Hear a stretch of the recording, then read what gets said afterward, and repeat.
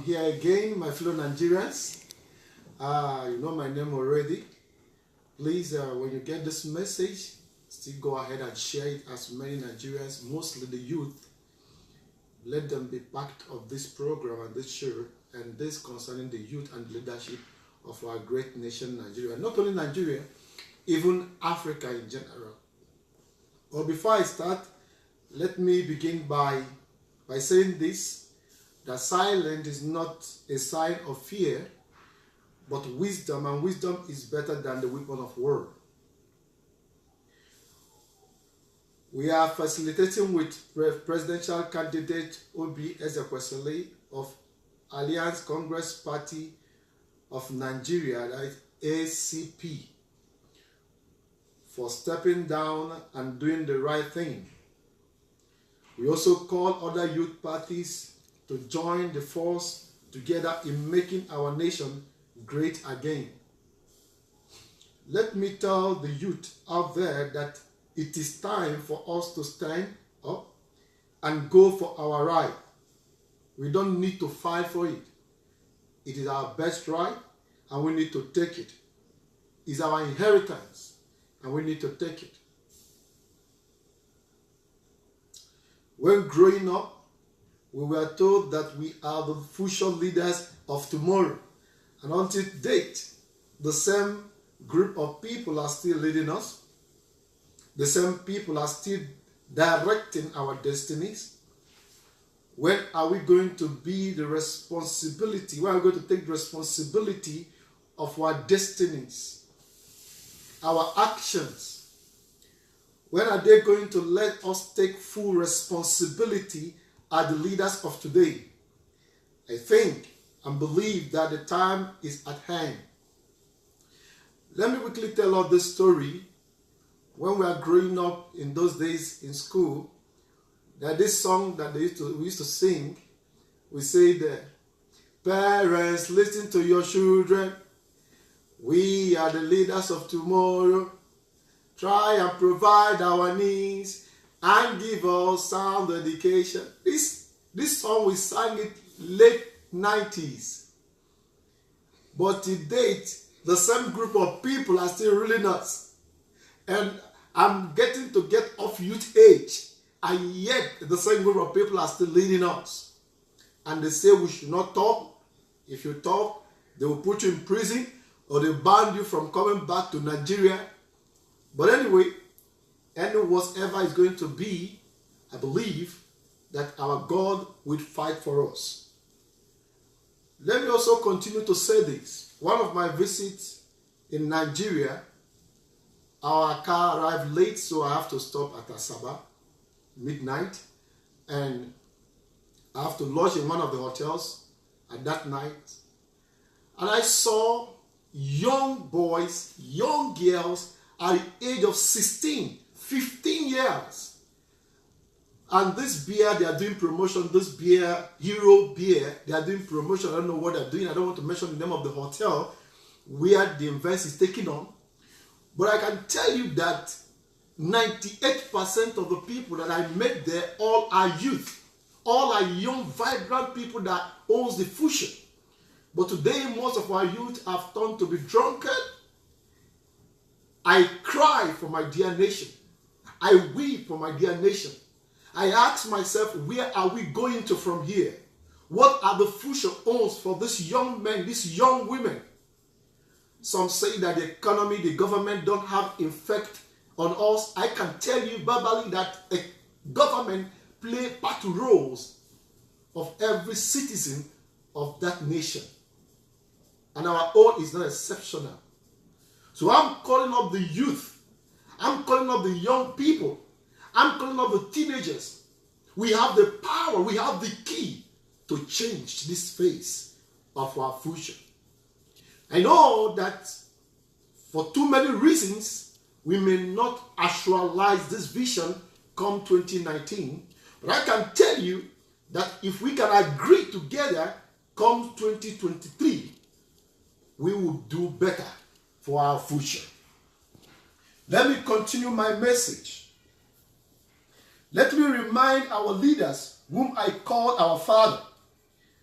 I would like them to answer us on this. General Yakubu Gowon was 32 years old when he became the president of the Federal Republic of Nigeria. Major General Olusegun Obasanjo was 39 years when he became the president, and after came back at the age of 62 years. Joseph Kabila became the president of Democratic Republic of Congo at the age of 30 years.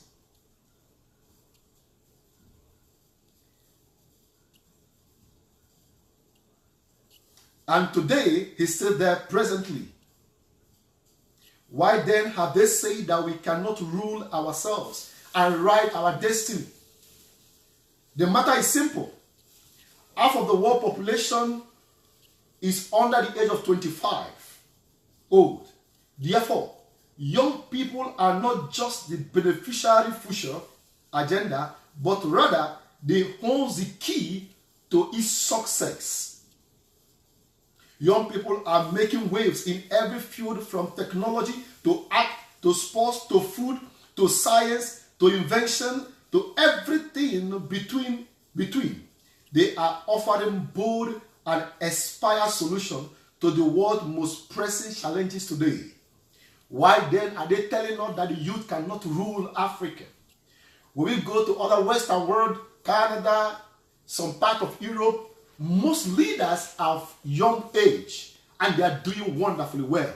Why then are they telling us as Nigerians that we cannot rule, that we are too young to rule and we don't know anything, that we cannot govern ourselves?